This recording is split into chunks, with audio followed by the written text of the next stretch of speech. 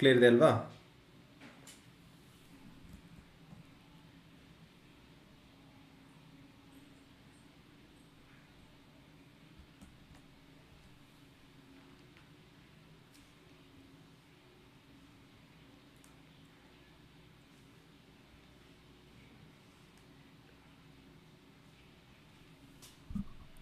Voice clear ಇದ್ದರೆ yes ಅಂತ ಒಂದು ಕಮೆಂಟನ್ನು ಹಾಕಿ, so that we will start our class.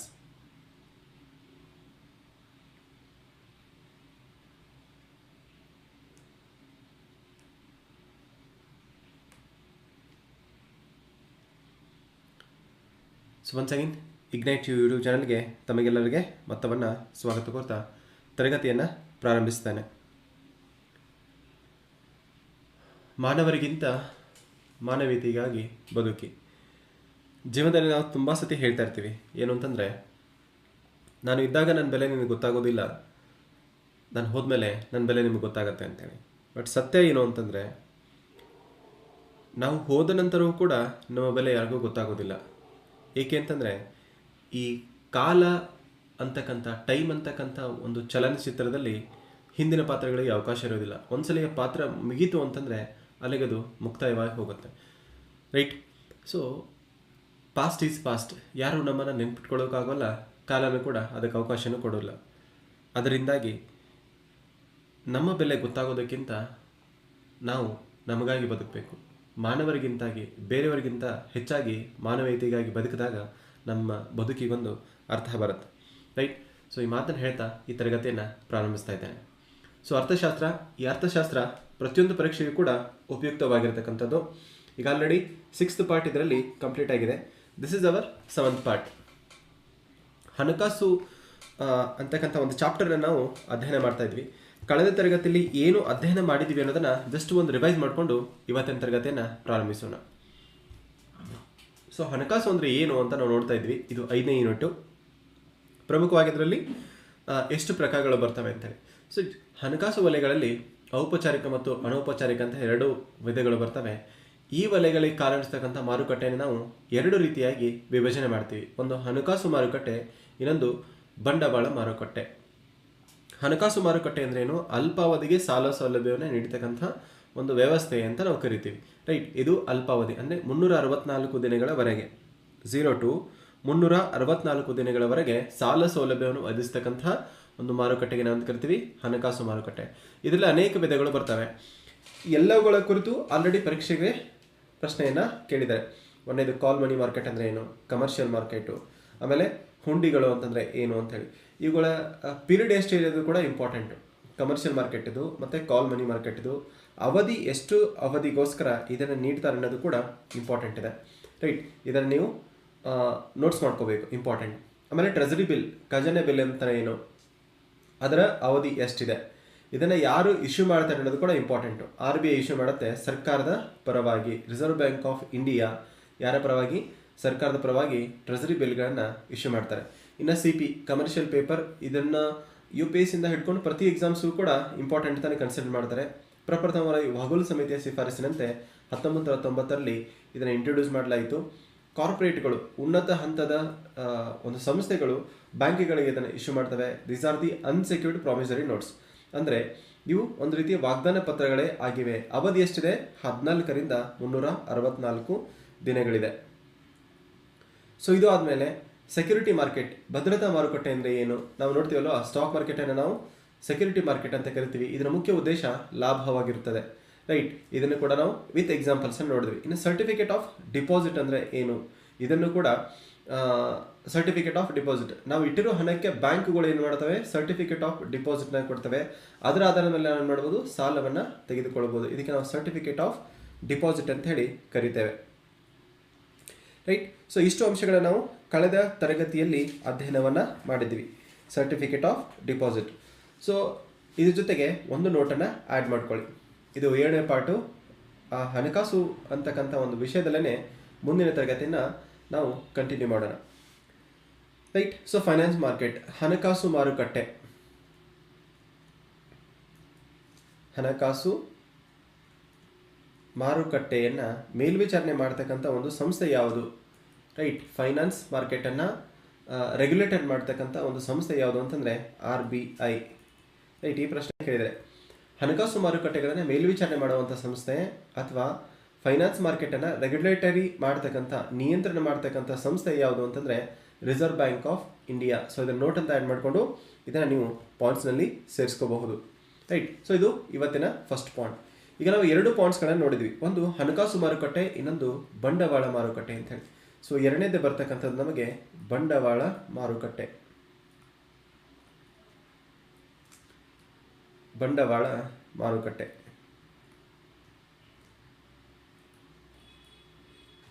So ಬಂಡವಾಳ ಮಾರುಕಟ್ಟೆಯಲ್ಲಿ ಏನೇನು ಅವಧಿ ಇರುತ್ತೆ, ಸೊ ಪ್ರತಿಯೊಂದನ್ನು ನಾವು ಪಾಯಿಂಟ್ಸ್ ವೈಸ್ ನೋಡೋಣ. ಬಂಡವಾಳ ಮಾರುಕಟ್ಟೆ ಅಂತಂದರೆ ದೀರ್ಘಾವಧಿಯವರೆಗೆ ಸಾಲ ಸೌಲಭ್ಯವನ್ನು ನೀಡ್ತಕ್ಕಂಥ ಮಾರುಕಟ್ಟೆ.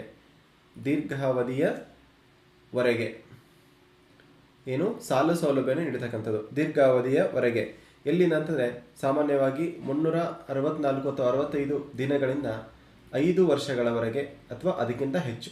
ರೈಟ್, ಸಾಮಾನ್ಯವಾಗಿ 365 ದಿನಗಳ ನಂತರದಲ್ಲಿ ಏನು ದೀರ್ಘಾವಧಿ ಸಾಲ ಸೌಲಭ್ಯ ಒದಗಿಸ್ಕೊಡ್ತಕ್ಕಂಥ ಒಂದು ಸಂಸ್ಥೆಗಳಿಗೆ ಏನಂತ ಕರೀತಾರೆ ಅಂತಂದರೆ ಏನು ಬಂಡವಾಳ ಮಾರುಕಟ್ಟೆ ಅಂತ ಕರಿತೀವಿ. ನಾವು ಫಸ್ಟ್ ಒಂದು ಹಣಕಾಸು ಮಾರುಕಟ್ಟೆಯನ್ನು ನೋಡಿದ್ವಿ, ಅದಾದಮೇಲೆ ಬಂಡವಾಳ ಮಾರುಕಟ್ಟೆ. ಬಂಡವಾಳ ಮಾರುಕಟ್ಟೆ ಅಂತಂದರೆ ದೀರ್ಘಾವಧಿಯವರೆಗೆ ಸಾಲ ಸೌಲಭ್ಯನ ಒದಗಿಸ್ಕೊಡ್ತಕ್ಕಂಥ ಮಾರುಕಟ್ಟೆಯಾಗಿವೆ. ರೈಟ್, ಇದರಲ್ಲಿ ಏನೇನು ಬರ್ತವೆ ಅಂತಂದರೆ ನಾವು ಸ್ಟಾಕ್ಸ್ಗಳು ಬರ್ತವೆ, ಅಂದರೆ ಷೇರುಗಳು. ರೈಟ್, ಫಸ್ಟ್ ಇದರಲ್ಲಿ ಬರ್ತಕ್ಕಂಥದ್ದು ಯಾವುದಾದ್ರು ಅಂತಂದರೆ ಷೇರು, ಸ್ಟಾಕ್ಸ್. ಬ್ರೆಕೆಟ್ನಲ್ಲಿ ಇಂಗ್ಲೀಷ್ನಲ್ಲಿಯೂ ಕೂಡ ನೀವು ಬರ್ಕೊಳ್ಳಿ. ಫಸ್ಟ್ ಇದರಲ್ಲಿ ಸ್ಟಾಕ್ಸ್ ಬರುತ್ತೆ. ಆಮೇಲೆ ಸರ್ಕಾರ ಒಂದಿಷ್ಟು ಸೆಕ್ಯೂರಿಟಿಯನ್ನು ಕೊಡುತ್ತೆ, ಅಂದರೆ ಭದ್ರತಾ ಪತ್ರಗಳು ಇದರಲ್ಲಿ ಬರ್ತವೆ. ಭದ್ರತಾ ಪತ್ರಗಳು, ಇದಕ್ಕೆ ಸೆಕ್ಯೂರಿಟಿ ಡಿಪಾಸಿಟ್ ಅಂತ ಕರೀತಾರೆ. ಸೆಕ್ಯೂರಿಟೀಸ್, ಡೆಬ್ಟ್ ಸೆಕ್ಯೂರಿಟೀಸ್ ಅಂತಲೂ ಕೂಡ ಕರೀತಾರೆ. ಸೊ ಇಲ್ಲಿ ಏನಿರುತ್ತೆ, 365ದಿಂದ 2 ವರ್ಷ ತಗೋಬೋದು, 3 ವರ್ಷ ತಗೋಬೋದು, ಅಥವಾ 5 ವರ್ಷ ತಗೋಬೋದು, ಅಥವಾ ಅದಕ್ಕಿಂತ ಜಾಸ್ತಿನೂ ಕೂಡ ತಗೋಬೋದು. ಸೊ ಹಣಕಾಸು ಮಾರುಕಟ್ಟೆ ಅಂದರೆ ಅತ್ಯಂತ ಕಡಿಮೆ ಅವಧಿಯವರೆಗೆ ಅಲ್ಪಾವಧಿ. ಬಂಡವಾಳ ಮಾರುಕಟ್ಟೆ ಅಂತಂದರೆ ದೀರ್ಘಾವಧಿ ಮತ್ತು ಮಧ್ಯಮಾವಧಿ ಎರಡು ಇದರಲ್ಲೇ ಬರ್ತವೆ. ಮಧ್ಯಮಾವಧಿ ಸಾಲ ಸೌಲಭ್ಯವನ್ನು ಒದಗಿಸ್ತಕ್ಕಂಥ ಒಂದು ಮಾರುಕಟ್ಟೆಗೆ ನಾವು ಕರಿತೀವಿ ಬಂಡವಾಳ ಮಾರುಕಟ್ಟೆ ಅಂತೇಳಿ ಕನ್ಸಿಡರ್ ಮಾಡ್ತೀವಿ. ರೈಟ್, ಸೊ ಇದರಲ್ಲಿ ಅನೇಕ ಮಾರುಕಟ್ಟೆಗಳು ಬರ್ತವೆ, ಇದರಲ್ಲಿ ವಿಧಗಳು ಬರ್ತವೆ. ಸೊ ಬಂಡವಾಳ ಮಾರುಕಟ್ಟೆಯಲ್ಲಿ ಮೊದಲನೇ ವಿಧ ಯಾವುದು ಅನ್ನೋದನ್ನು ನಾವು ನೋಡೋಣ. ಈಗ ಹಣಕಾಸು ಮಾರುಕಟ್ಟೆಯಲ್ಲಿ ಯಾವ ಥರ ವಿಧ ಬರ್ತವೋ ಅದೇ ರೀತಿ ಬಂಡವಾಳ ಮಾರುಕಟ್ಟೆಯಲ್ಲಿ ಪ್ರಮುಖವಾಗಿ 2 ವಿಧಗಳು ಬರ್ತವೆ. ಅವು ಏನು ಅಂತಂದರೆ ಪ್ರಾಥಮಿಕ ಮಾರುಕಟ್ಟೆ. ಪ್ರಾಥಮಿಕ ಮಾರುಕಟ್ಟೆ ಇದನ್ನು ನಾಗರಿಕ ಸೇವಾ ಪರೀಕ್ಷೆಗೆ ಆಲ್ರೆಡಿ ಪ್ರಶ್ನೆಯನ್ನು ಕೇಳಿದ್ದಾರೆ. ಪ್ರಾಥಮಿಕ ಮಾರುಕಟ್ಟೆ ಅಂತಂದರೆ ಏನು ಅಂತ ಕೇಳಿದ್ದಾರೆ. ರೈಟ್, ಪ್ರಾಥಮಿಕ ಮಾರುಕಟ್ಟೆ ಅಂದರೆ ಪ್ರಥಮ ಬಾರಿಗೆ ಭದ್ರತೆಗಳನ್ನು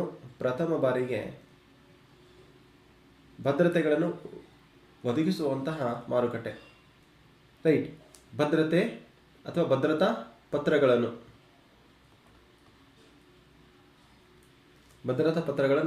ಒದಗಿಸುವಂತಹ ಒಂದು ಮಾರುಕಟ್ಟೆ. ಏನು ಭದ್ರತಾ ಪತ್ರಗಳು ಅಂತಂದರೆ ಒದಗಿಸುವ ಒಂದು ಮಾರುಕಟ್ಟೆಗೆ ನಾವು ಅಂತ ಕರಿತೀವಿ ಪ್ರಾಥಮಿಕ ಮಾರುಕಟ್ಟೆ.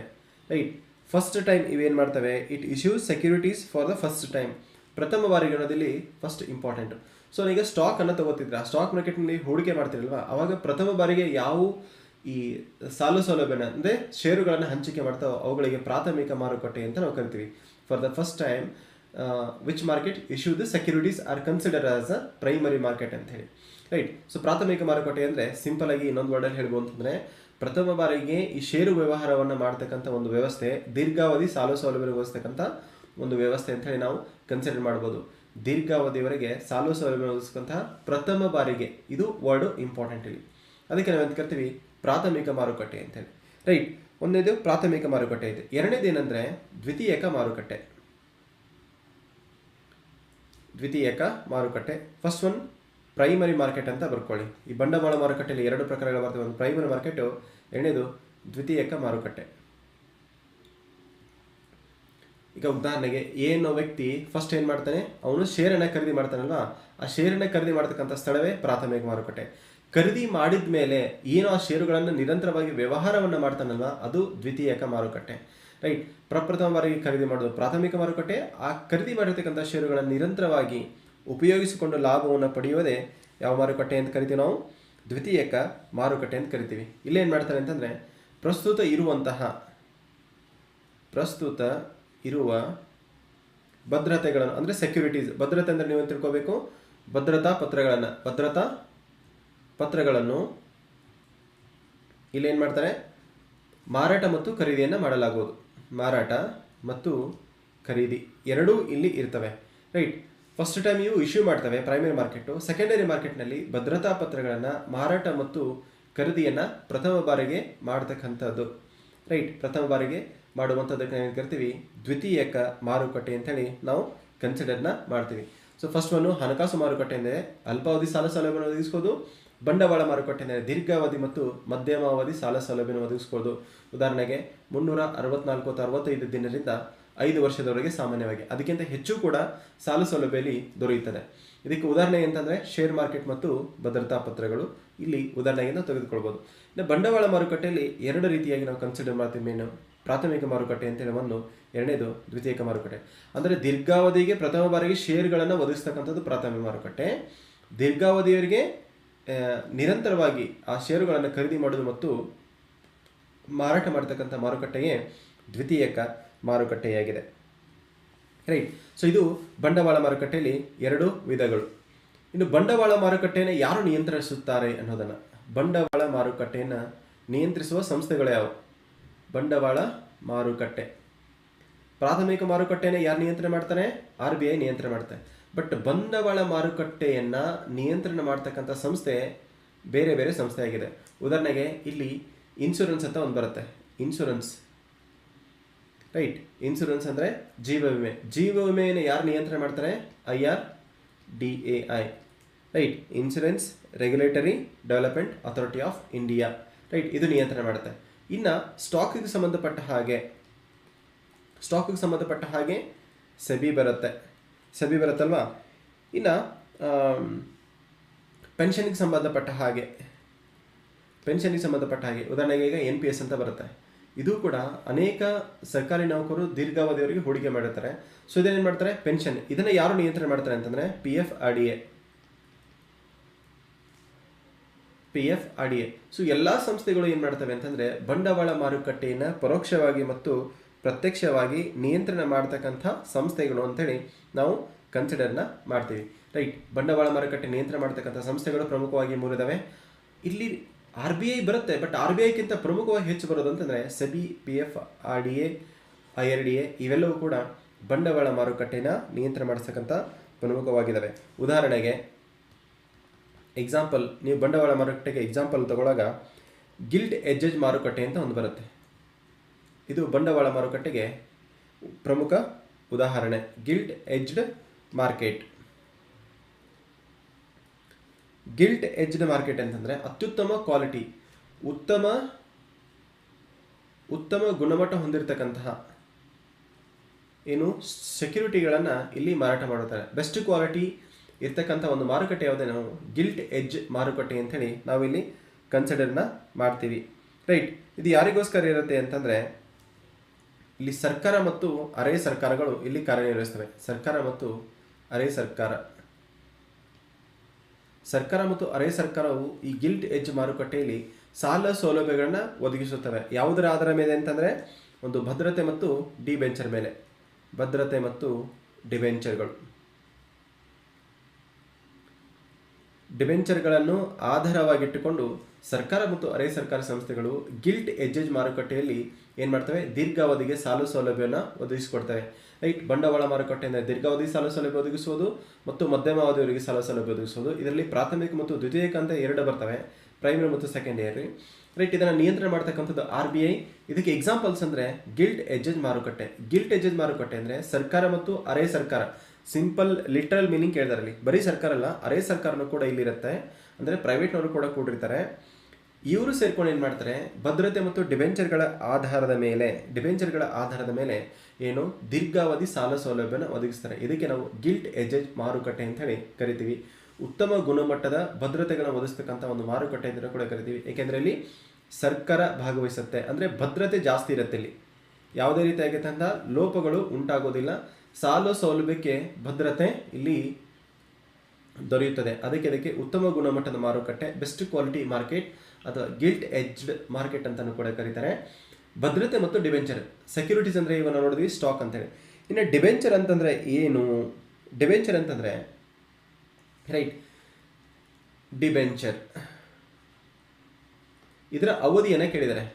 ಡಿಬೆಂಚರ್ ಅಂತಂದರೆ 10 ವರ್ಷಗಳ ಅವಧಿವರೆಗೆ ಏನು ಮಾಡ್ಬೋದು, ಯಾವುದೇ ರೀತಿಯಾಗಿರ್ತಕ್ಕಂಥ ಸಪೋರ್ಟ್ ಇಲ್ಲದೆ. ಸಪೋರ್ಟ್ ಅಂದರೆ ಏನು? ಈಗ ನಿಮಗೆ ಬ್ಯಾಂಕ್ ಸಾಲ ಕೊಡಬೇಕು ಅಂತಂದರೆ ಏನು ಮಾಡ್ತಾರೆ, ನಿಮ್ಮ ಆಸ್ತಿನ ಅಡವಿಟ್ಕೊಳ್ತಾರೆ. ರೈಟ್, ಬ್ಯಾಂಕ್ಗಳು ಸಾಲ ಕೊಡಬೇಕಂದ್ರೆ. ಈ ಡಿಬೆಂಚರ್ಗಳಲ್ಲಿ ಹಾಗಿಲ್ಲ, ಸರ್ಕಾರವೇ ನೇರವಾಗಿ ಯಾವುದೇ ಭದ್ರತೆ ಇಲ್ಲದೆ ವಿತೌಟ್ ಕೋಲ್ಯಾಟ್ರಲ್ ಸಪೋರ್ಟು ಏನು ಮಾಡ್ತಾರೆ, 10 ವರ್ಷಕ್ಕಿಂತ ದೀರ್ಘಕಾಲದ ಅವಧಿಗೆ 10 year and above 10 ವರ್ಷಕ್ಕಿಂತ ದೀರ್ಘಕಾಲದ ಅವರಿಗೆ ಸಾಲ ಸೌಲಭ್ಯನ ಒದಗಿಸ್ಕೊಡ್ತಕ್ಕಂಥದ್ದು ನಾವು ಡಿಬೆಂಚರ್ ಅಂತ ಕರಿತೀವಿ. ಡಿಬೆಂಚರ್ ಅವಧಿಯನ್ನು ಕೇಳಿದ್ದಾರೆ ಎಕ್ಸಾಮ್ಸ್ಗೆ. ಸೊ 10 ವರ್ಷದ ಮೇಲ್ಪಟ್ಟಕ್ಕೆ ಈ ಡಿಬೆಂಚರ್ಗಳನ್ನ ಬಳಸ್ತಾರೆ. ಇಲ್ಲಿ ಯಾವುದೇ ರೀತಿಯಾಗಿರ್ತಕ್ಕಂಥ ಕೋಲ್ಯಾಟ್ರಲ್ ಸಪೋರ್ಟ್ ಇರೋದಿಲ್ಲ, ಭದ್ರತೆ ಇದಕ್ಕೆ ಡಿಬೆಂಚರ್ಸ್ಗಳಿಗೆ ಇರೋದಿಲ್ಲ. ಕೇವಲ ಸರ್ಕಾರವೇ ಇದಕ್ಕೆ ಒಂದು ಆಶ್ವಾಸನೆಯನ್ನು ಕೊಡುತ್ತದೆ.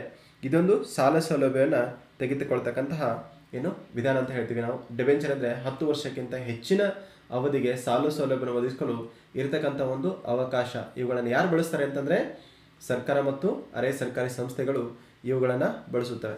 Right. So guilt edge market ಅಂದರೆ ಏನು, ಅದಕ್ಕೆ ಎಕ್ಸಾಂಪಲ್ಸು, ಇದರಲ್ಲಿ ಏನೇನಿರ್ತವೆ ಅನ್ನೋದನ್ನು ನಾವು ನೋಡಿದ್ವಿ. ರೈಟ್. ಅದೇ ರೀತಿ ನೀವು ಡಿಬೆಂಚರ್ ಅಂದರೆ ಏನು ಕೂಡ ಅನ್ನೋದನ್ನು ತಿಳ್ಕೊಬೇಕು. ಸೊ ನೆಕ್ಸ್ಟು ಇದಾದಮೇಲೆ ಪ್ರಮುಖವಾಗಿ ನಾವು ಬರ್ತಕ್ಕಂಥದ್ದು ಬ್ಯಾಂಕಿಂಗ್. ಸೊ ಸಬ್ ಹೆಡಿಂಗನ್ನು ಹಾಕ್ಕೊಳ್ಳಿ. ರೈಟ್. ಸೊ ಇದನ್ನು ನೀವು ಸಪ್ರೇಟಾಗಿ ಚಾಪ್ಟರನ್ನು ಇನ್ಕ್ಲೂಡ್ ಮಾಡಿಕೊಂಡ್ರೂ ತೊಂದರೆ ಇಲ್ಲ. ಬ್ಯಾಂಕಿಂಗ್ ಅನ್ನೋದನ್ನು ಹೊಸ ಚಾಪ್ಟರನ್ನು ಇನ್ಕ್ಲೂಡ್ ಮಾಡಿ. ರೈಟ್. ಬ್ಯಾಂಕಿಂಗ್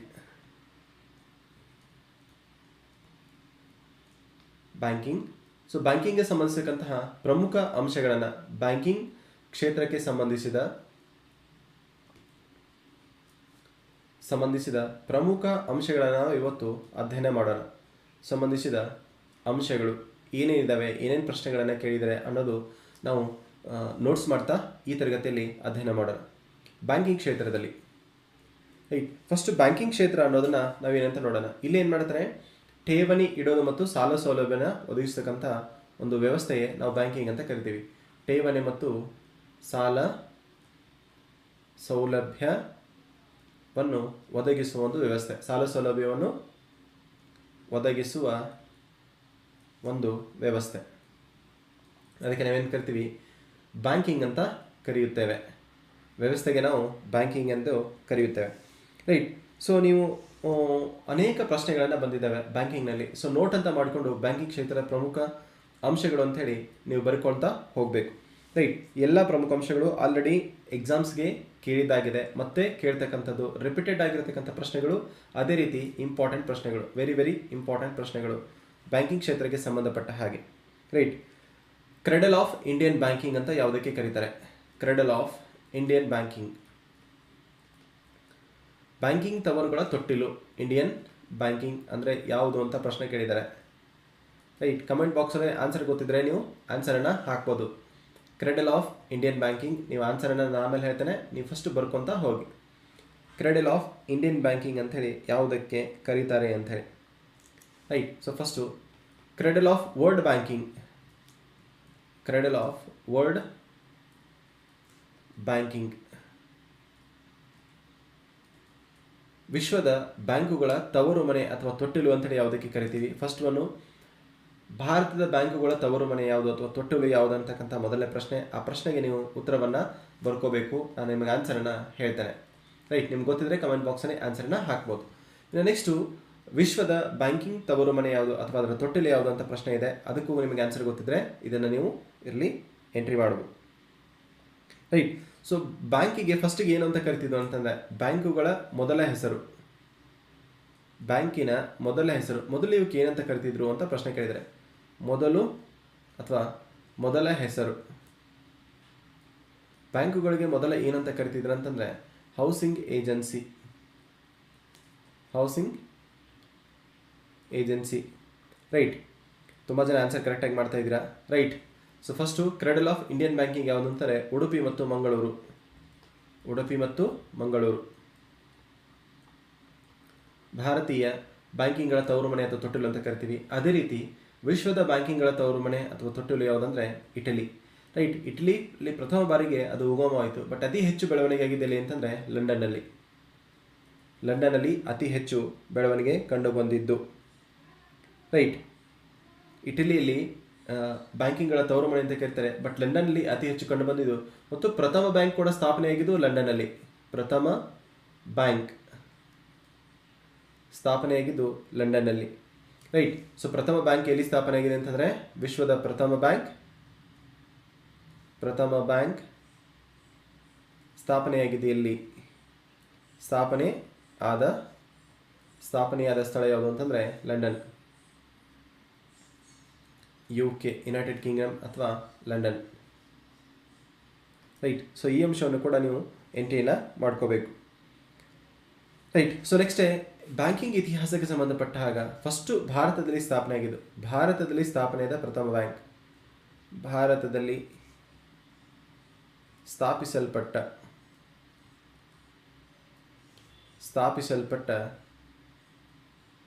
ಪ್ರಥಮ ಬ್ಯಾಂಕ್ ಯಾವುದು ಅಂದರೆ, ಭಾರತದಲ್ಲಿ ಸ್ಥಾಪಿಸಲ್ಪಟ್ಟ, ಎವ್ರಿ ವರ್ಡ್ ಇಂಪಾರ್ಟೆಂಟ್ ಇದರಲ್ಲಿ.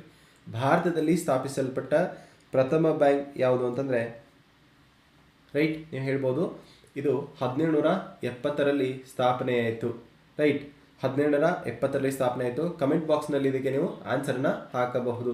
ಭಾರತದಲ್ಲಿ ಸ್ಥಾಪಿಸಲ್ಪಟ್ಟ ಪ್ರಥಮ ಬ್ಯಾಂಕ್ ಯಾವುದು? ರೈಟ್. ಯಾರು ಸ್ಥಾಪನೆ ಮಾಡಿದ್ರು ಅಂತಂದರೆ, ಯಾರ ಮೂಲಕ ಸ್ಥಾಪನೆ ಆಯಿತು? ಈಸ್ಟ್ ಇಂಡಿಯಾ ಕಂಪ್ನಿ ಮೂಲಕ.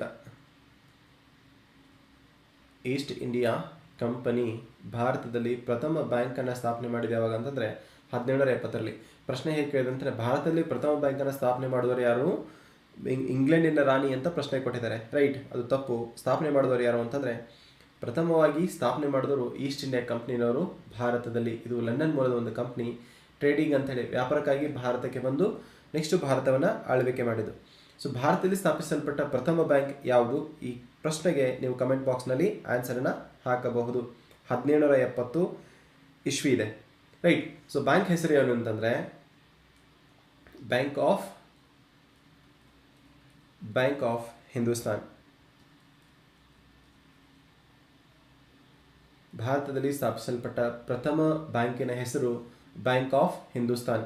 ಸೊ ಪ್ರತಿಯೊಂದು ವರ್ಡು ಕೂಡ ಇಲ್ಲಿ ಇಂಪಾರ್ಟೆಂಟ್ ಆಗ್ತವೆ. ಆ ವರ್ಡ್ಸ್ಗಳನ್ನು ನೀವು ಬರ್ಕೋಬೇಕು. ರೈಟ್. ಸೊ ಇದಾದಮೇಲೆ ನೆಕ್ಸ್ಟ್ ಬರ್ತಕ್ಕಂಥದ್ದು ಯಾವ್ಯಾವ ಬ್ಯಾಂಕು ಯಾವಾಗ ಸ್ಥಾಪನೆಯಾಗಿದೆ ಅಂತ ಹೇಳಿ.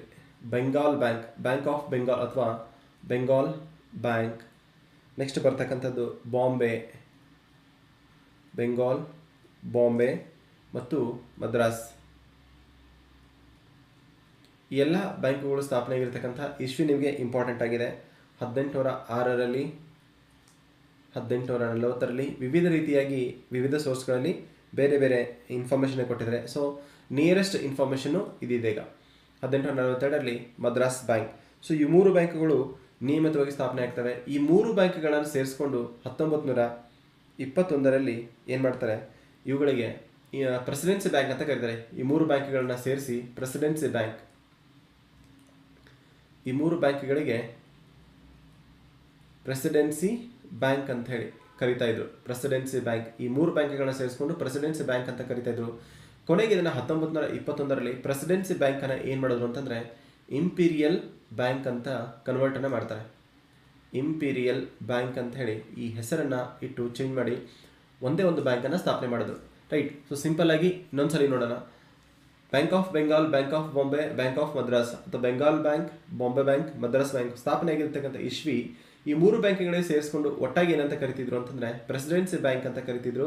1921ರಲ್ಲಿ ಈ ಪ್ರೆಸಿಡೆನ್ಸಿ ಬ್ಯಾಂಕನ್ನು ಅಂದರೆ ಮೂರು ಬ್ಯಾಂಕ್ಗಳನ್ನ ಇಂಪೀರಿಯಲ್ ಬ್ಯಾಂಕ್ ಅಂತೇಳಿ ಪುನರ್ ನಾಮಕರಣವನ್ನು ಮಾಡಿದರು. ರೈಟ್. ಯಾವಾಗ? 1921ರಲ್ಲಿ.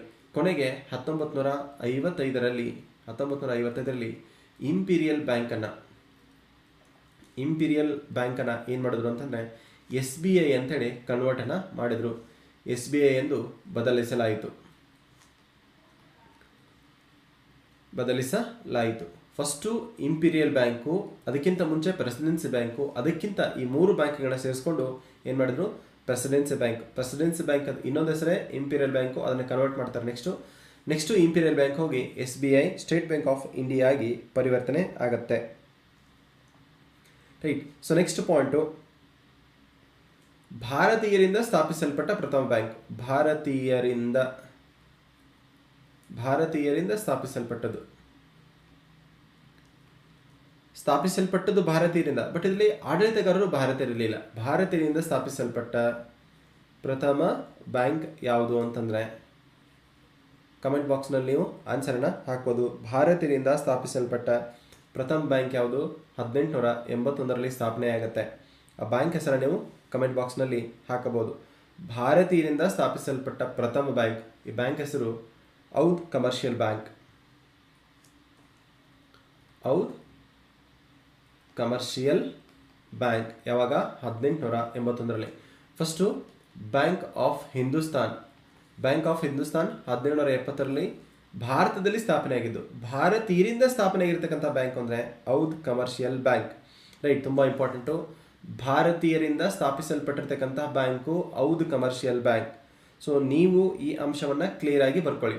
ಭಾರತೀಯರಿಂದ ಸ್ಥಾಪಿಸಲ್ಪಟ್ಟ ಪ್ರಥಮ ಬ್ಯಾಂಕ್ ಔದ್ ಕಮರ್ಷಿಯಲ್ ಬ್ಯಾಂಕ್. ಸಂಪೂರ್ಣವಾಗಿ ಭಾರತೀಯರ ಒಡೆತನಕ್ಕೆ ಒಳಪಟ್ಟ ಬ್ಯಾಂಕ್. ಸಂಪೂರ್ಣವಾಗಿ ಭಾರತೀಯರ ಒಡೆತನಕ್ಕೆ ಒಳಪಟ್ಟ ಬ್ಯಾಂಕ್ ಯಾವುದು ಅಂತಂದರೆ ಭಾರತೀಯರ ಒಡೆತನಕ್ಕೆ, purely completely managed by Indians ಯಾವುದು ಅಂತಂದರೆ ಒಡೆತನಕ್ಕೆ ಒಳಪಟ್ಟ ಬ್ಯಾಂಕ್ ಯಾವುದು ಅಂದರೆ ಪಂಜಾಬ್ ನ್ಯಾಷನಲ್ ಬ್ಯಾಂಕ್. ಇದನ್ನು ಸುಮಾರು ಸಲ ಎಕ್ಸಾಮ್ ಕೇಳಿದ್ದಾರೆ. ಪಂಜಾಬ್ ನ್ಯಾಷನಲ್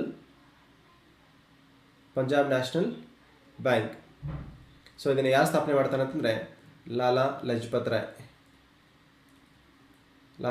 ಲಜಪತ್ ರಾಯ್ ಅವರ ಒಂದು ಸಹಾಯ ಹಸ್ತದಿಂದ ಈ ಪಂಜಾಬ್ ನ್ಯಾಷನಲ್ ಬ್ಯಾಂಕ್ ಸ್ಥಾಪನೆ ಆಗುತ್ತೆ. ಸಂಪೂರ್ಣವಾಗಿ ಭಾರತೀಯರ ಆಳ್ವಿಕೆಗೆ ಒಳಪಟ್ಟಿರ್ತಕ್ಕಂತಹ ಬ್ಯಾಂಕ್ ಯಾವುದು? Punjab national bank. ಭಾರತೀಯರಿಂದ ಸ್ಥಾಪನೆ ಆಗಿದ್ದು ಔದ್ ಕಮರ್ಷಿಯಲ್ ಬ್ಯಾಂಕ್, ಬಟ್ ಸಂಪೂರ್ಣವಾಗಿ ಭಾರತೀಯರ ಆಡಳಿತಕ್ಕೆ ಒಳಪಟ್ಟಿದ್ದು PNB Punjab national bank 1895. So ಇಶ್ಯೂನಿ ಕೂಡ ನಿಮಗೆ ಇಂಪಾರ್ಟೆಂಟು. 1895 ಬರ್ಕೊಳ್ಳಿ. ರೈಟ್. ಸೊ 3 ಬ್ಯಾಂಕ್ಗಳನ್ನ ಪ್ರೆಸಿಡೆನ್ಸಿ ಬ್ಯಾಂಕ್ ಅಂತ ಕರಿತಾ ಇದ್ರು. ಪ್ರೆಸಿಡೆನ್ಸಿ ಬ್ಯಾಂಕನ್ನು 1921ರಲ್ಲಿ ಇಂಪೀರಿಯಲ್ ಬ್ಯಾಂಕನ್ನು ಕನ್ವರ್ಟ್ ಮಾಡಿದ್ರು. ಇದೇ ಇಂಪೀರಿಯಲ್ ಬ್ಯಾಂಕನ್ನು ಮುಂದೆ SBIಗೆ, ಸ್ಟೇಟ್ ಬ್ಯಾಂಕ್ ಆಫ್ ಇಂಡಿಯಾ ಅಂತೇಳಿ 1955ರಲ್ಲಿ ಪರಿವರ್ತನೆ ಮಾಡ್ತಾರೆ. ಭಾರತೀಯರಿಂದ ಸ್ಥಾಪನೆ ಪಟ್ಟಂಥ ಪ್ರಥಮ ಬ್ಯಾಂಕ್ ಅಂತಂದರೆ ಔದ್ ಕಮರ್ಷಿಯಲ್ ಬ್ಯಾಂಕ್. ಸಂಪೂರ್ಣವಾಗಿ ಭಾರತೀಯರ ಒಡೆತನಕ್ಕೆ ಒಳಪಟ್ಟಿರ್ತಕ್ಕಂಥ ಬ್ಯಾಂಕ್ ಯಾವುದು ಅಂತಂದರೆ ಪಂಜಾಬ್ ನ್ಯಾಷನಲ್ ಬ್ಯಾಂಕ್ 1885. ಇದು 1881. ಇಶ್ವಿ ಕೂಡ ಇಂಪಾರ್ಟೆಂಟು, ಇದನ್ನು ಕೂಡ ಕೇಳಿದ್ದಾರೆ. ರೈಟ್. ಸೊ ನೆಕ್ಸ್ಟು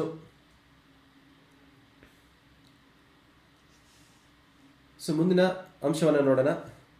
ಪ್ರಥಮ ಸ್ವದೇಶಿ ಬ್ಯಾಂಕ್ ಯಾವುದು ಅಂತ ಪ್ರಶ್ನೆ ಕೇಳಿದ್ದಾರೆ. ಪ್ರಥಮ ಸ್ವದೇಶಿ ಬ್ಯಾಂಕ್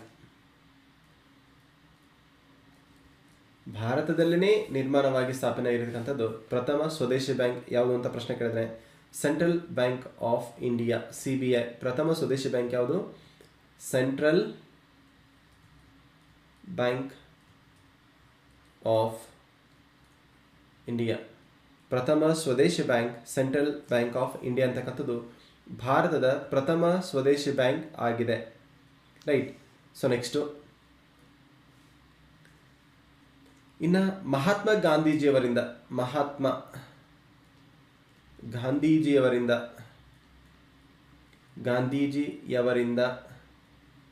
ಉದ್ಘಾಟಿಸಲ್ಪಟ್ಟ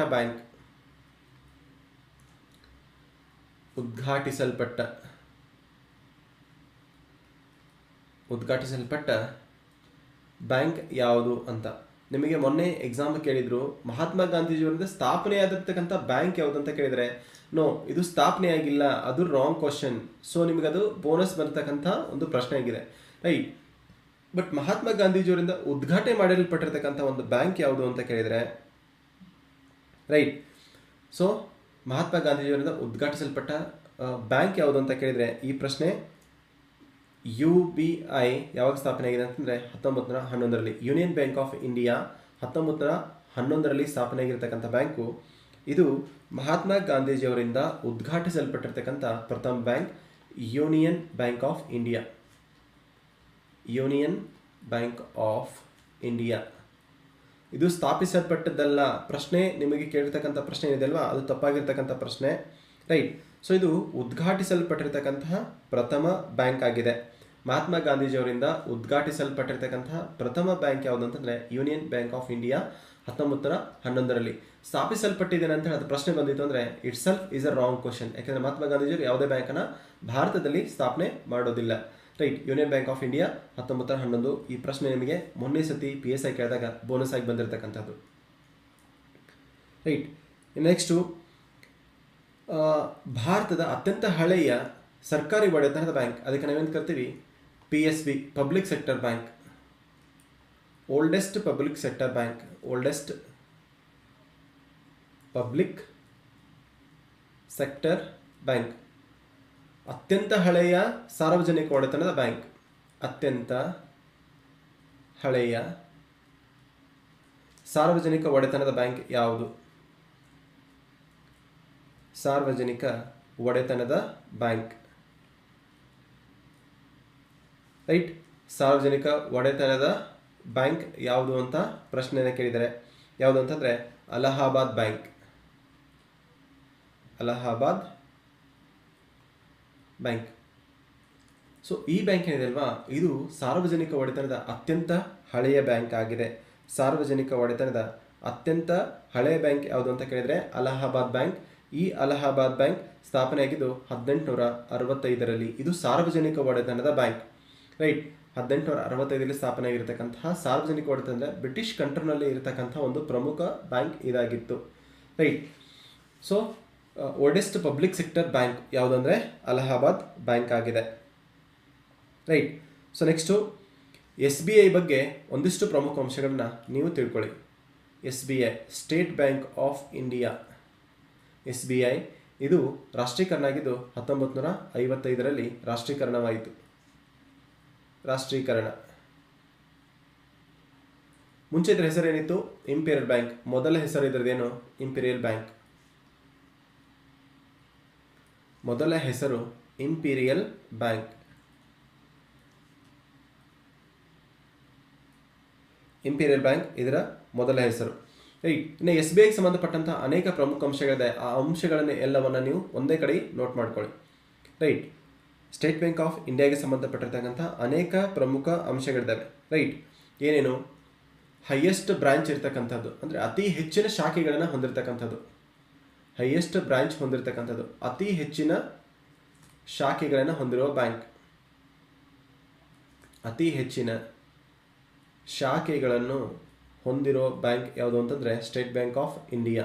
ಸೊ ಇದೆಲ್ಲವನ್ನು ನೀವು ಸ್ಟೇಟ್ ಬ್ಯಾಂಕ್ ಆಫ್ ಇಂಡಿಯಾ ಅಡಿಯಲ್ಲೇ ಸೇರಿಸ್ಕೊಂಬಿಡಿ. ಇನ್ನು ನೆಕ್ಸ್ಟು ಅತಿ ದೊಡ್ಡ ಲಾರ್ಜೆಸ್ಟ್ ಪಬ್ಲಿಕ್ ಸೆಕ್ಟರ್, ಅತಿ ದೊಡ್ಡ ಸಾರ್ವಜನಿಕ ಒಡೆತನದ ಬ್ಯಾಂಕ್. ಅತಿ ದೊಡ್ಡ ಸಾರ್ವಜನಿಕ ಒಡೆತನದ ಬ್ಯಾಂಕ್. ಸಾರ್ವಜನಿಕ ಒಡೆತನದ ಬ್ಯಾಂಕ್, ಇಂಗ್ಲೀಷ್ನಲ್ಲಿ largest public sector bank. Largest PSB, public sector bank ಅಂತ ಕರೀತಾರೆ ಅದಕ್ಕೆ. So this is the largest public sector bank. Right, next ಪ್ರಥಮ ಬಾರಿಗೆ ಮ್ಯೂಚುವಲ್ ಫಂಡನ್ನು ಸ್ಥಾಪನೆ ಮಾಡಿರ್ತಕ್ಕಂತಹ ಬ್ಯಾಂಕ್. ಪ್ರಥಮ ಬಾರಿಗೆ the first banks to start mutual funds. Mutual funds ಅಂದರೆ ನಿಮಗೆ ಗೊತ್ತಿದೆ, ಇದು ಕೂಡ ಇನ್ವೆಸ್ಟ್ ಮಾಡ್ತಕ್ಕಂಥ ಒಂದು ವಿಧಾನವಾಗಿದೆ ಮ್ಯೂಚುವಲ್ ಫಂಡ್ಸ್. ಪ್ರಥಮ ಬಾರಿಗೆ ಮ್ಯೂಚುವಲ್ ಫಂಡ್ಗಳನ್ನು ಸ್ಟಾರ್ಟ್ ಮಾಡಿರ್ತಕ್ಕಂಥ ಬ್ಯಾಂಕ್ ಯಾವುದು ಅಂತಂದರೆ ಮ್ಯೂಚುವಲ್ ಫಂಡ್ಸ್ಗಳನ್ನು ಪ್ರಾರಂಭಿಸಿದ ಬ್ಯಾಂಕ್. ಪ್ರಾರಂಭಿಸಿದ ಬ್ಯಾಂಕ್ ಯಾವುದು ಅಂತಂದರೆ state bank of India. Right, state bank of ಇಂಡಿಯಾದ ಬಗ್ಗೆ ನಾವು ನೋಡ್ತಾ ಇದ್ವಿ. ಸ್ಟೇಟ್ ಬ್ಯಾಂಕ್ ಆಫ್ ಇಂಡಿಯಾ ರಾಷ್ಟ್ರೀಕರಣವಾಗಿದೆ 1955ರಲ್ಲಿ. ಇದಕ್ಕೆ ನಾವು ಫಸ್ಟಿಗೆ ಏನಂತ ಕರಿತಾ ಇದ್ದೀವಿ? ಇಂಪೀರಿಯಲ್ ಬ್ಯಾಂಕ್ ಅಂತ ಕರಿತಾ ಇದ್ದೀವಿ. ಈ ಇಂಪೀರಿಯಲ್ ಬ್ಯಾಂಕು ನೆಕ್ಸ್ಟ್ ಏನಾಯಿತು? ಸ್ಟೇಟ್ ಬ್ಯಾಂಕ್ ಆಫ್ ಇಂಡಿಯಾ ಅಂತ ಪರಿವರ್ತನೆ ಆಯಿತು. ಇದು ಹೈಯೆಸ್ಟ್ ಶಾಖೆಗಳನ್ನು ಹೊಂದಿರತಕ್ಕಂಥ ಬ್ಯಾಂಕು ಮತ್ತು ಅತಿ ದೊಡ್ಡ ಸರ್ಕಾರಿ ಒಡೆತನದ ಬ್ಯಾಂಕು ಅಥವಾ ಸಾರ್ವಜನಿಕ ಒಡೆತನದ ಬ್ಯಾಂಕ್ ಅಂತ ಕನ್ಸಿಡರ್ ಮಾಡ್ತೀವಿ. ಪ್ರಥಮ ಬಾರಿಗೆ ಮ್ಯೂಚುವಲ್ ಫಂಡನ್ನು ಸ್ಥಾಪನೆ ಮಾಡಿರ್ತಕ್ಕಂಥ ಬ್ಯಾಂಕ್ ಕೂಡ ಪ್ರಾರಂಭಿಸಿರ್ತಕ್ಕಂಥ ಬ್ಯಾಂಕ್ ಯಾವುದಾಗಿ ಅಂತಂದರೆ state bank of India. Right, so next ಇದಾದಮೇಲೆ ಬರ್ತಕ್ಕಂಥದ್ದು ಇನ್ನಿತರ ಬ್ಯಾಂಕಿಂಗ್ ಸಂಬಂಧಪಟ್ಟಂತಹ ಪ್ರಮುಖ ಪ್ರಶ್ನೆಗಳನ್ನು ಕೇಳಿದ್ದಾರೆ. ಭಾರತದಲ್ಲಿ ಪ್ರಥಮ ATM ಅನ್ನು ಪ್ರಾರಂಭಿಸಿದ ಬ್ಯಾಂಕ್. ಭಾರತದಲ್ಲಿ ATM ಪ್ರಾರಂಭಿಸಿದ ಪ್ರಥಮ ಬ್ಯಾಂಕ್. ATM ಪ್ರಾರಂಭಿಸಿದ ಪ್ರಥಮ ಬ್ಯಾಂಕ್. ATM ಪ್ರಾರಂಭಿಸಿದ ಪ್ರಥಮ ಬ್ಯಾಂಕ್ ಯಾವುದಂತ ಪ್ರಶ್ನೆ ಕೇಳಿದರೆ ಯಾವುದಂತಾನೆ HSBC. HSBC ಅಂತಕ್ಕಂಥ ಒಂದು ಬ್ಯಾಂಕು, ಇದು ಫಾರಿನ್ ಬ್ಯಾಂಕ್. ಮೊದಲ ಫಾರಿನ್ ಬ್ಯಾಂಕ್ ಭಾರತದಲ್ಲಿ ಸ್ಥಾಪನೆ ಆಗಿದ್ದು ಕೂಡ ಇದೇನೆ, right. HSBC bank foreign bank. Foreign bank ಭಾರತದಲ್ಲಿ ಏನು ಮಾಡ್ತು ಅಂತಂದರೆ, ಭಾರತದಲ್ಲಿ ಪ್ರಥಮ ATM ಅನ್ನು ಸ್ಥಾಪನೆ ಮಾಡ್ತು. ಅದರ ಹೆಸರು HSBC ಬ್ಯಾಂಕ್. ಇದು ಭಾರತದಲ್ಲಿ ಪ್ರಥಮ ATM ಅನ್ನು ಪ್ರಾರಂಭಿಸತಕ್ಕಂತಹ ವಿದೇಶಿ ಮೂಲದ ಒಂದು ಬ್ಯಾಂಕ್ ಆಗಿದೆ, ರೈಟ್. ನೆಕ್ಸ್ಟು, ಭಾರತದಲ್ಲಿ ಪ್ರಥಮ ಬಾರಿಗೆ ಚೆಕ್ ಅನ್ನು ಒದಗಿಸಿರ್ತಕ್ಕಂಥ ಬ್ಯಾಂಕ್. ಭಾರತದಲ್ಲಿ ಪ್ರಥಮ ಬಾರಿಗೆ ಚೆಕ್ ಬುಕ್ ಇದೆ ಅಲ್ವಾ. ಸೊ ಚೆಕ್ ಬುಕ್ ಅನ್ನು ಒದಗಿಸಿರ್ತಕ್ಕಂಥ ಬ್ಯಾಂಕ್ ಯಾವುದು ಅಂತಂದರೆ, ಚೆಕ್ ಬುಕ್ ಒದಗಿಸಿದ ಬ್ಯಾಂಕ್ ಯಾವುದು ಅಂತಂದರೆ ಬ್ಯಾಂಕ್ ಆಫ್ ಬೆಂಗಾಲ್ ಅಥವಾ Bengal bank. Bank of Bengal ಅಥವಾ ಬೆಂಗಾಲ್ ಬ್ಯಾಂಕ್ ಒದಗಿಸಿರ್ತಕ್ಕಂಥ ಪ್ರಥಮ ಬ್ಯಾಂಕ್ ಏನು, ಚೆಕ್ ಬುಕ್ ಅನ್ನು ಒದಗಿಸಿರ್ತಕ್ಕಂಥ ಒಂದು ಪ್ರಥಮ ಬ್ಯಾಂಕ್ ಯಾವುದು ಅಂತಂದರೆ ಬ್ಯಾಂಕ್ ಆಫ್ ಬೆಂಗಾಲ್ ಅಥವಾ ಬೆಂಗಾಲ್ ಬ್ಯಾಂಕ್ ಅಂತ ಹೇಳಿ ನಾವು ಕರಿತೀವಿ, ರೈಟ್. ಸೊ ನೆಕ್ಸ್ಟು, ಭಾರತದಲ್ಲಿ ಇನ್ನೊಂದು ಪ್ರಮುಖವಾಗಿರ್ತಕ್ಕಂಥ ಬ್ಯಾಂಕ್ಸ್ ಬಗ್ಗೆ ನಾವು ನೋಡೋಣ. ಅದರ ಮೇಲೇನೂ ಕೂಡ ಮತ್ತೆ ಪ್ರಶ್ನೆಗಳು ಬಂದಿದ್ದಾವೆ. ಸೊ ಆ ಬ್ಯಾಂಕನ್ನು ಕೂಡ ನಾವು ಇವತ್ತು ಅಧ್ಯಯನ ಮಾಡೋಣ, ರೈಟ್. ICICI ಅಂತ ಬರ್ಕೊಳ್ಳಿ.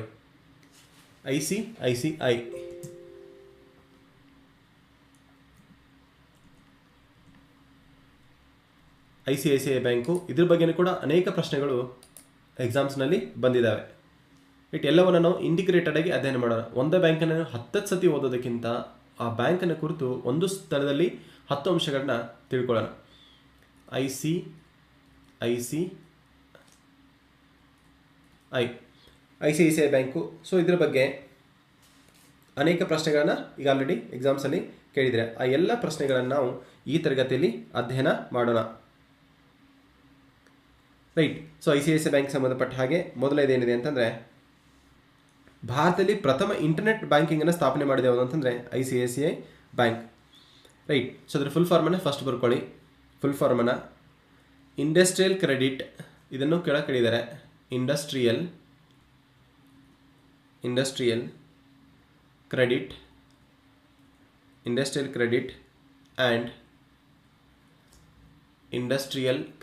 And investment corporation of India. Investment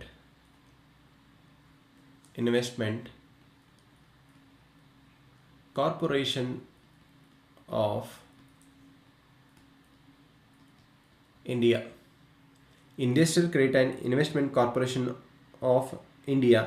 ಈ ಬ್ಯಾಂಕು ಅನೇಕ ಅಂಶಗಳನ್ನು ಏನಾಗಿದೆ, ಪ್ರಶ್ನೆಗಳನ್ನು ನಿರಂತರವಾಗಿ ಇದರ ಮೇಲೆ ಕೇಳಲಾಗಿದೆ. ಸೊ ಈ ಬ್ಯಾಂಕ್ ಕುರಿತು ನಾವು ದೀರ್ಘವಾಗಿ ಸ್ವಲ್ಪ ಅಧ್ಯಯನವನ್ನು ಮಾಡೋಣ, right. So first one ICICI bank. ಇದರ ಮೂಲ ಕಚೇರಿಯಲ್ಲಿದೆ ಅಂತಂದರೆ, ಹೆಡ್ ಕ್ವಾರ್ಟರ್ ಎಲ್ಲಿದೆ ಅಂತಂದರೆ ಗುಜರಾತಿನ ವಡೋದರಲ್ಲಿದೆ. SBI ಇದು ಮುಂಬೈನಲ್ಲಿದೆ, ಗುಜರಾತಿನ ವಡೋದರ, ರೈಟ್. ಗುಜರಾತಿನ ವಡೋದರಲ್ಲಿದೆ. ಇದು ಫಸ್ಟ್ ಇಂಟರ್ನೆಟ್ ಬ್ಯಾಂಕಿಂಗನ್ನು ಭಾರತದಲ್ಲಿ ಸ್ಥಾಪನೆ ಮಾಡಿರ್ತಕ್ಕಂಥ ಬ್ಯಾಂಕ್. ಇದು ICICI ಬ್ಯಾಂಕ್ ಫಸ್ಟ್ ಇಂಟರ್ನೆಟ್ ಬ್ಯಾಂಕಿಂಗನ್ನು ಪ್ರಾರಂಭಿಸಿದ್ದು. ಪ್ರಥಮ ಇಂಟರ್ನೆಟ್ ಬ್ಯಾಂಕಿಂಗನ್ನು ಪ್ರಾರಂಭಿಸಿರ್ತಕ್ಕಂಥ ಬ್ಯಾಂಕ್ ಯಾವುದು ಅಂತಂದರೆ, ಪ್ರಥಮ ಇಂಟರ್ನೆಟ್ ಬ್ಯಾಂಕಿಂಗನ್ನು ಪ್ರಾರಂಭಿಸಿದ್ದು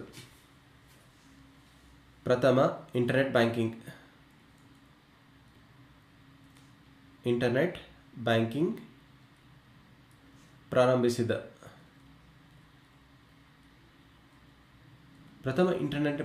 ಪ್ರಾರಂಭಿಸಿದ ಯಾವುದು ಅಂತಂದರೆ ICICI ಬ್ಯಾಂಕ್.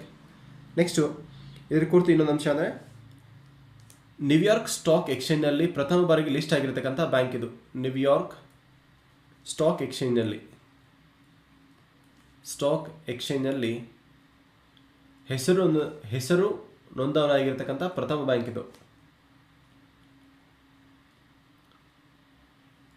ಹೆಸರು ನೋಂದಾವಣಿಯಾದ ಅಂದರೆ ಅದರಲ್ಲಿ ಲಿಸ್ಟ್ನಲ್ಲಿ ಒಳಗೊಂಡಿರ್ತಕ್ಕಂಥ ಪ್ರಥಮ ಬ್ಯಾಂಕ್ ಅಂತ ಯಾವುದು ಅಂತಂದರೆ ICICI bank. Industrial credit and investment corporation of India. ಇದರ ಹೆಡ್ ಕ್ವಾರ್ಟರು ಗುಜರಾತಿನ ವಡೋದರಲ್ಲಿದೆ. 1994ರಲ್ಲಿ ಇದನ್ನು ಏನು ಮಾಡಲಾಯಿತು, largest public sector, private sector ಅಂತ ಹೇಳಿ ಇದನ್ನು ಕನ್ಸಿಡರ್ ಮಾಡಲಾಯಿತು.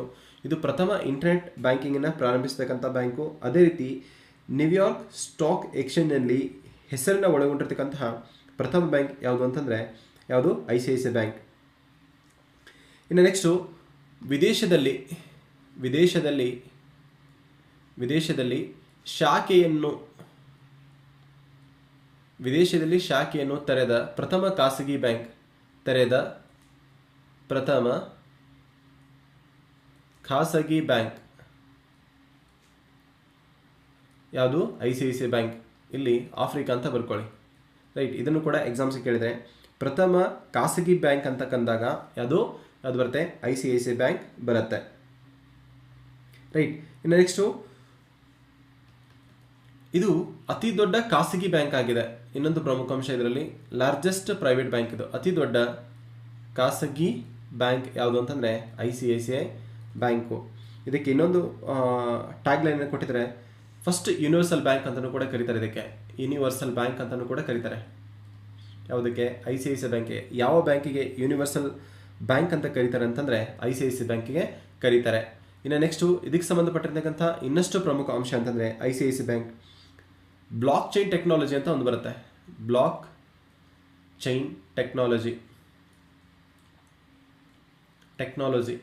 ಏನು ಬ್ಲಾಕ್ ಚೈನ್ ಟೆಕ್ನಾಲಜಿ ಅಂತಂದರೆ ಇಲ್ಲಿ ಬರೀ ಕೋಡಿಂಗ್ಸ್ಗಳ ಅರ್ಥದ ಮೇಲೆ ಮೆಸೇಜನ್ನು ಕ್ಯಾರಿ ಮಾಡಲಾಗುತ್ತೆ. ಬಟ್ ಇದನ್ನು ಯಾರಿಗೂ ಡಿಕೋಡಕ್ಕೆ ಮಾಡೋಕ್ಕೆ ಸಾಧ್ಯ ಆಗೋದಿಲ್ಲ. ಮೋಸ್ಟ್ ಸೆಕ್ಯೂರ್ಡ್ ಒಂದು ಲೈನ್ ಯಾವುದು ಅಂತಂದರೆ ನಾವು ಬ್ಲಾಕ್ ಚೈನ್ ಟೆಕ್ನಾಲಜಿ ಅಂತ ಕರಿತೀವಿ. ಸೊ ಇದಕ್ಕೆ ಲಿಸ್ಟ್ ಆಗಿರ್ತಕ್ಕಂಥದ್ದು ಯಾವುದು ಅಂತಂದರೆ ಇದನ್ನು ಬಳಕೆ ಮಾಡಿರ್ತಕ್ಕಂಥ ಪ್ರಥಮ ಬ್ಯಾಂಕ್ ಅಂತಂದರೆ ICICI industrial credit and investment corporation of India. Head quarter ಗುಜರಾತ್ನ ವಡೋದರಲ್ಲಿದೆ. 1994ರಲ್ಲಿ ಇದು ಅತಿ ದೊಡ್ಡ ಭಾರತದ ಖಾಸಗಿ ಬ್ಯಾಂಕ್ ಆಗಿ ಹೊರಹೊಮ್ಮಿತು. ಪ್ರಥಮ ಇಂಟರ್ನೆಟ್ ಬ್ಯಾಂಕನ್ನು ಪ್ರಾರಂಭಿಸುತ್ತಿದ್ದೇನೆ. ನ್ಯೂಯಾರ್ಕ್ ಸ್ಟಾಕ್ ಎಕ್ಸ್ಚೇಂಜ್ನಲ್ಲಿ ಸೇರಿರ್ತಕ್ಕಂಥ ಪ್ರಥಮ ಬ್ಯಾಂಕ್ ಇದ್ದೇನೆ. ವಿದೇಶದಲ್ಲಿ ತನ್ನ ಶಾಖೆಯನ್ನು ತರತಕ್ಕಂಥ ಪ್ರಥಮ ಬ್ಯಾಂಕ್ ಖಾಸಗಿ ಬ್ಯಾಂಕ್ ಇದು. ಇನ್ನು ಅತಿ ದೊಡ್ಡ ಖಾಸಗಿ ಬ್ಯಾಂಕ್ ಅಂದರೂ ಕೂಡ ಇದ್ದಾನೆ, ಯೂನಿವರ್ಸಲ್ ಬ್ಯಾಂಕ್ ಅಂತಲೂ ಕೂಡ ಕರೀತಾರೆ. ಅದೇ ರೀತಿ ಇತ್ತೀಚೆಗೆ ಬ್ಲಾಕ್ ಚೈನ್ ಟೆಕ್ನಾಲಜಿನ ಯೂಸ್ ಮಾಡಿರ್ತಕ್ಕಂಥ ಬ್ಯಾಂಕ್ ಕೂಡ ICICI ಬ್ಯಾಂಕ್ ಆಗಿದೆ. ರೈಟ್, ಇದರೊಟ್ಟಿಗೆ ಇನ್ನೊಂದಿಷ್ಟು ಅಂಶಗಳು ಬರ್ತವೆ ಬ್ಯಾಂಕಿಂಗ್ ಸೆಕ್ಟರ್ಗೆ ಸಂಬಂಧಪಟ್ಟ ಹಾಗೆ. ಅವನ್ನು ಕೂಡ ನಾವು ಈ ತರಗತಿಯಲ್ಲಿ ಅಧ್ಯಯನವನ್ನು ಮಾಡೋಣ. ರೈಟ್, ಬ್ಯಾಂಕಿಂಗ್ ಸೆಕ್ಟರ್ಗೆ ಸಂಬಂಧಪಟ್ಟ ಹಾಗೆ ಭಾರತದ ಪ್ರಥಮ ಮಹಿಳಾ ಬ್ಯಾಂಕ್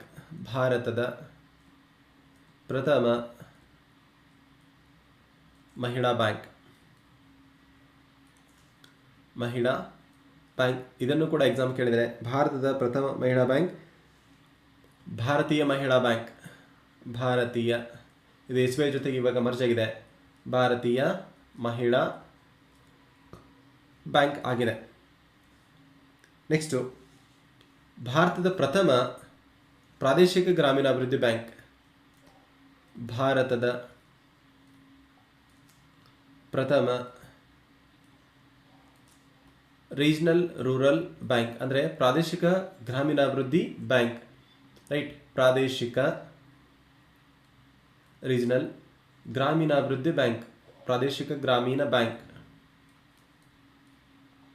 ಯಾವುದು ಅಂತಂದರೆ ಭಾರತದಲ್ಲಿ ಸ್ಥಾಪನೆ ಆಗಿರತಕ್ಕಂಥದ್ದು ಪ್ರಥಮ ಗ್ರಾಮೀಣ ಬ್ಯಾಂಕ್. ಅದರ ಹೆಸರು ಪ್ರಥಮ್ ಗ್ರಾಮೀಣ ಬ್ಯಾಂಕ್. ಇದು ಫಸ್ಟ್ RRB ಭಾರತದಲ್ಲಿ ಸ್ಥಾಪನೆ ಆಗಿರತಕ್ಕಂಥದ್ದು ಪ್ರಥಮ ಗ್ರಾಮೀಣ ಬ್ಯಾಂಕ್. ಯಾವುದು? RRB ಭಾರತದಲ್ಲಿ ಸ್ಥಾಪನೆ ಆಗಿರತಕ್ಕಂಥ ಪ್ರಥಮ RRB ಯಾವುದು ಅಂತಂದರೆ ಪ್ರಥಮ ಗ್ರಾಮೀಣ ಬ್ಯಾಂಕ್. ನೆಕ್ಸ್ಟು ಭಾರತದ ಮೊದಲ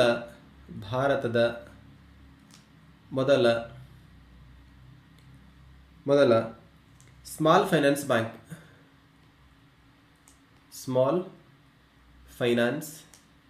ಬ್ಯಾಂಕ್ ಭಾರತದ ಮೊದಲ ಸ್ಮಾಲ್ ಫೈನಾನ್ಸ್ ಬ್ಯಾಂಕ್. ಅದಕ್ಕೆ ನಾವು SFB ಅಂತ ಕರಿತೀವಿ. ಸಣ್ಣ ಹಣಕಾಸುಗಳನ್ನು ಒದಗಿಸಿಕೊಡ್ತಕ್ಕಂಥ ಒಂದು ಬ್ಯಾಂಕು. 2014ರಲ್ಲಿ ನಚಿಕೇತ್ ಮೋರ್ ಸಮಿತಿ ಏನು ಬರುತ್ತಲ್ವಾ, ಅದು ಸ್ಮಾಲ್ ಫೈನಾನ್ಸ್ ಬ್ಯಾಂಕಿಗೆ ಕೊಡ್ತಾ ಮತ್ತು ಈ ಅನೇಕ ಪ್ರೈವೇಟ್ ಬ್ಯಾಂಕಿಗೆ ಅನುಮತಿ ಕೊಡೋದಕ್ಕೆ ನೇಮಕ ಮಾಡ್ತಾರೆ. ಸೊ ಅಂಥದ್ದು ಈ ಬ್ಯಾಂಕ್ ಯಾವುದು ಅಂತಾರೆ ಭಾರತದ ಮೊದಲ ಸ್ಮಾಲ್ ಫೈನಾನ್ಸ್ ಬ್ಯಾಂಕ್ ಯಾವುದು ಅಂತಂದರೆ ಪಂಜಾಬ್ ಬ್ಯಾಂಕು ಭಾರತದ ಮೊದಲ ಸ್ಮಾಲ್ ಫೈನಾನ್ಸ್ ಬ್ಯಾಂಕ್ ಆಗಿದೆ. ಇನ್ನು ನೆಕ್ಸ್ಟು ಭಾರತದಲ್ಲಿ ಪ್ರಮುಖವಾಗಿ HDFC ಬಗ್ಗೆ ಒಂದೆರಡು ಅಂಶಗಳನ್ನು ಕೇಳಿದ್ದಾರೆ. HDFC ಬ್ಯಾಂಕ್ HDFCಗೆ ಸಂಬಂಧಪಟ್ಟ ಹಾಗೆ ಬಂದಿರತಕ್ಕಂಥ ಪ್ರಮುಖ ಅಂಶಗಳನ್ನು ನಾವು ಸ್ವಲ್ಪ ಅಧ್ಯಯನ ಮಾಡೋಣ. ರೈಟ್, ಫಸ್ಟು SBI ಅನ್ನು ನೋಡಿದ್ವಿ. ಆಮೇಲೆ ಬಂದಿರತಕ್ಕಂಥದ್ದು ICICI. ಅದಾದಮೇಲೆ ಬಂದಿರತಕ್ಕಂಥದ್ದು ಯಾವುದು ಅಂತಂದರೆ HDFC, ರೈಟ್. HDFC ಇದರ ಫುಲ್ ಫಾರ್ಮನ್ನು ನೋಡೋಣ first. Housing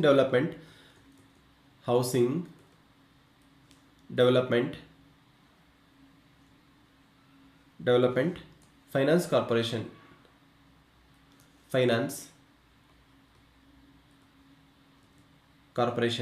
housing development finance corporation ಇದು ಭಾರತದಲ್ಲಿ ಅತ್ಯಂತ ಪ್ರಮುಖವಾಗಿರ್ತಕ್ಕಂಥ ಒಂದು ಪ್ರೈವೇಟ್ ಸೆಕ್ಟರ್ ಬ್ಯಾಂಕ್ ಆಗಿದೆ. ಇದೊಂದು ಖಾಸಗಿ ಬ್ಯಾಂಕ್ ಆಗಿರ್ತಕ್ಕಂಥದ್ದು. ಏನೇನು ಯೂಸ್ ಮಾಡ್ತಾರೆ ಅಂತಂದರೆ ಇದರಲ್ಲಿ ಪ್ರಥಮ ಬಾರಿಗೆ ರೋಬೋಟ್ ಟೆಕ್ನಾಲಜಿಯನ್ನು ಯೂಸ್ ಮಾಡಿದ್ದು, ರೋಬೋಟ್ ಸರ್ವಿಸನ್ನು ಯೂಸ್ ಮಾಡಿರ್ತಕ್ಕಂತಹ ಬ್ಯಾಂಕ್ ಇದು. ರೋಬೋಟ್ ಸರ್ವಿಸನ್ನು ಬಳಸಿದ ಪ್ರಥಮ ಬ್ಯಾಂಕ್ ಯಾವುದು ಅಂತಂದರೆ HDFC. ಇದ್ರ ಫುಲ್ ಫಾರ್ಮ್ ಕೂಡ ಎಕ್ಸಾಮಲ್ಲಿ ಕೇಳಿದ್ದಾರೆ, ಪ್ರಥಮ ಬ್ಯಾಂಕ್, ರೈಟ್. ಇನ್ನು ಮಸಾಲಾ ಬಾಂಡ್ಗಳನ್ನು ಒದಗಿಸಿರ್ತಕ್ಕಂತಹ ಮಸಾಲಾ ಬಾಂಡ್ಗಳ ಬಗ್ಗೆ ನಾವು ಕರೆಂಟ್ ಅಫೇರ್ಸಲ್ಲಿ ನೋಡಿದ್ವಿ. ಇದನ್ನು ಯಾವಾಗ ಇಂಟ್ರೊಡ್ಯೂಸ್ ಮಾಡಲಾಯಿತು, ಯಾವ ಬ್ಯಾಂಕ್ ಇದನ್ನು ಫಸ್ಟ್ ಇಂಟ್ರೊಡ್ಯೂಸ್ ಮಾಡಿದ್ದು, ಇದ್ರ ಉದ್ದೇಶ ಏನಿದೆ ಅಂತೇಳಿ. ಮಸಾಲಾ ಬಾಂಡ್ಗಳನ್ನು ಬಳಸಿದ ಪ್ರಥಮ ಬ್ಯಾಂಕ್ ಇದು, ಪ್ರಥಮ ಬ್ಯಾಂಕ್, ರೈಟ್. ಸೊ ಇಷ್ಟು ಅಂಶಗಳನ್ನು ನಾವು ಬ್ಯಾಂಕಿಂಗ್ ಸೆಕ್ಟರ್ಸ್ನಲ್ಲಿ ಅಧ್ಯಯನವನ್ನು ಮಾಡಿದ್ದೀವಿ, ರೈಟ್. ಸೊ ಇಂದಿನ ತರಗತಿಯಲ್ಲಿ ಈ ಎಲ್ಲ ಅಂಶಗಳನ್ನು ನೀವು ನೋಟ್ ಮಾಡ್ಕೊಳ್ಳಿ. ಈ ಎಲ್ಲ ಇಂಪಾರ್ಟೆಂಟ್ಸ್ ಏನು ಪಾಯಿಂಟ್ಸ್ ಇದಾವಲ್ವಾ, ಬ್ಯಾಂಕಿಂಗ್ ಸೆಕ್ಟರ್ ದೃಷ್ಟಿಯಿಂದ ಇವು ಅತ್ಯುತ್ತಮವಾಗಿವೆ, ರೈಟ್. ಇವುಗಳನ್ನು ಮತ್ತಷ್ಟು ಸಾಧ್ಯವಾದಷ್ಟು ರೀಡ್ ರಿವೈಸ್ ರಿಕಾಲ್ ಈ ತತ್ವವನ್ನು ನೀವು ಫಾಲೋ ಮಾಡಿದ್ರೆ ತುಂಬ ಸುಲಭವಾಗುತ್ತೆ. Read revise recall. ನೆಕ್ಸ್ಟು 3 ಸಲ ಏನು ಮಾಡಬೇಕು, ಪ್ರತಿ ಸಲನೂ ಓದಿದಾಗ ಬರೀಬೇಕು, ರಿಕಾಲ್ ಮಾಡಿದಾಗ ಬರೀಬೇಕು, ಮತ್ತು ರಿವಿಷನ್ ಮಾಡಿದಾಗಲೂ ಕೂಡ ಬರೀಬೇಕು. 3RW ಅನ್ನೋ ಸೂತ್ರವನ್ನು ನೀವು ಫಾಲೋ ಮಾಡಿದ್ರೆ ಡೆಫಿನೆಟ್ಲಿ ನಿಮಗೆ ಈ ಎಕನಾಮಿಕ್ಸ್ ಅನ್ನೋದು ತುಂಬ ಈಸಿ ಆಗುತ್ತೆ. ಎಕನಾಮಿಕ್ಸಲ್ಲಿ ಕಾನ್ಸೆಪ್ಟ್ ಅಂತ ತಿಳ್ಕೊಳ್ಳಿ, ಅದ್ರ ಜೊತೆಗೆ ಕಾನ್ಸೆಪ್ಚುಯಾಲಿಟಿನೂ ಕೂಡ ಇಂಪಾರ್ಟೆಂಟ್, ರೈಟ್. ಸೊ ಇದಕ್ಕೆ ನೀವೇನು ಮಾಡಬೇಕು, ಮಗ್ಗಪ್ ಮಾಡಲೇಬೇಕು. ಎಲ್ಲ ಅಂಶಗಳನ್ನು ನೀವು ನೆನಪಿಟ್ಕೋಬೇಕು. ಮತ್ತೆ ಎಷ್ಟು ಸಾಧ್ಯ ಆಗುತ್ತೋ ಅಷ್ಟು 3RW ರೂಲನ್ನು ಏನು ಮಾಡಿ, ಫಾಲೋ ಮಾಡಿ, ರೈಟ್. ಸೊ ಏನಾದರೂ ಸಜೆಷನ್ಸ್ ಇದ್ದರೆ ನೀವು ನನ್ನ ವಾಟ್ಸಪ್ ನಂಬರಿಗೆ ಕಳಿಸ್ಬೋದು, 9380622066. This is my WhatsApp number. ಅಥವಾ ಟೆಲಿಗ್ರಾಮ್ಗೂ ಕೂಡ ಕಳಿಸ್ಬೋದು, 6360141446. ನೀವು ಪಾರ್ಟಿಸಿಪೇಷನ್ ನೋಡಿದರೆ ತುಂಬ ಸಂತೋಷ ಆಗುತ್ತೆ. ಸ್ಪೆಷಲಿ ನವೀನ್, ಆಮೇಲೆ ಮಾದೇವಿ, ಆಮೇಲೆ ಬಸ್ಸು, ಆಮೇಲೆ ಇನ್ನೂ ಅನೇಕ ಜನ ಇದ್ದಾರೆ. ತುಂಬ ಚೆನ್ನಾಗಿ ಪಾರ್ಟಿಸಿಪೇಟ್ ಮಾಡ್ತಾ ಇದ್ದೀರಾ, ನೋಟ್ಸ್ ಕೂಡ ಮಾಡ್ಕೋತಾ ಇದ್ದೀರಾ. So wish you all the best. ಇದೇ ರೀತಿ ನೀವು ಕಂಟಿನ್ಯೂ ಮಾಡ್ಕೊಳ್ಳಿ. ಮತ್ತಷ್ಟು ತರಗತಿಗಳನ್ನು ಮುಂದಿನ ದಿನಗಳಲ್ಲಿ ಮಾಡ್ತೀನಿ ಅಂತ ಹೇಳ್ಕೊಂಡು ಇಂದಿನ ತರಗತಿಯನ್ನು ಕ್ಲೋಸ್ ಮಾಡೋಣ. ನಾಳೆ ಬೆಳಗ್ಗೆ as usual 5 AM club start ಆಗುತ್ತೆ. 5 ಗಂಟೆಗೆ ಸಾಮಾನ್ಯ ಜ್ಞಾನದ ಕುರಿತು ಬೆಳಗ್ಗೆ ತರಗತಿ ಇರುತ್ತೆ. Is is challenge, right. So ಮಾಡಬೇಕು ಅನ್ನೋ ಮನಸ್ಸುಗಳಿಗೆ ಇದೊಂದು ಅವಕಾಶ. ಬೆಳಗ್ಗೆ ಮತ್ತೆ ಮೀಟ್ ಮಾಡೋಣ 5 ಗಂಟೆಗೆ ಸಾಮಾನ್ಯ ಜ್ಞಾನ ತರಗತಿಯಲ್ಲಿ. ಎಲ್ರಿಗೂ ಒಳ್ಳೆಯದಾಗಲಿ, ಶುಭರಾತ್ರಿ. ಸೊ ಫೀಡ್ಬ್ಯಾಕನ್ನು ದಯವಿಟ್ಟು ಇದಕ್ಕೆ ಸೆಂಡ್ ಮಾಡಿ, ಅಥವಾ ನೀವು ಕಾಮೆಂಟ್ ಬಾಕ್ಸ್ನಲ್ಲಿ ಹಾಕಬಹುದು. ಅದೇ ರೀತಿ ಒಂದು ಲೈಕ್ ಬಟನ್ನ ಹಿಟ್ ಮಾಡಿ. ನಿಮ್ಮ ಸಜೆಷನ್ಸ್ ಏನಾದರೂ ದಯವಿಟ್ಟು ಸಜೆಷನ್ಸನ್ನು ಕೊಡಿ. ಯಾಕೆಂದರೆ ಇಂಪ್ರೂವ್ಮೆಂಟ್ ಮಾಡ್ಕೋಬೇಕಾಗಿರೋದು it's we have to improve it. So ನಿಮ್ಮ ಫೀಡ್ಬ್ಯಾಕ್ಸ್ಗಳು ನಮ್ಮ ಇಂಪ್ರೂವ್ಮೆಂಟಿಗೆ, ಸಜೆಷನ್ಗೆ ಅನುಕೂಲವಾಗಿದ್ದಾವೆ. ನೀವು ಫೀಡ್ಬ್ಯಾಕ್ ಕೊಟ್ಟರೆ ಒಳ್ಳೆಯದಾಗುತ್ತೆ ಅಂತ ಹೇಳ್ತಾ ಇಂದಿನ ತರಗತಿಯನ್ನು ಕ್ಲೋಸ್ ಮಾಡ್ತೇನೆ. ಎಲ್ರಿಗೂ ಒಳ್ಳೆಯದಾಗಲಿ. ಮತ್ತೊಮ್ಮೆ ಶುಭರಾತ್ರಿ.